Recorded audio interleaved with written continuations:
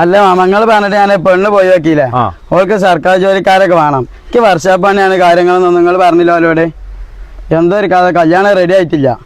നിങ്ങൾ എൻ്റെ അമ്മേനോട് കാര്യങ്ങൾ പറഞ്ഞാലേ എനിക്ക് വിവാഹം തന്നെ വേണ്ട. ഇനിയിപ്പോ പെണ്ണ് കാണാൻ പോയിട്ടൊന്നും കാര്യമില്ല. ഇതൊരു കാര്യം ചെയ്യേ, ഒരു പെണ്ണിനെ എവിടെയെങ്കിലും ചാടിച്ചല്ലേ അത് നടക്കുള്ളൂ.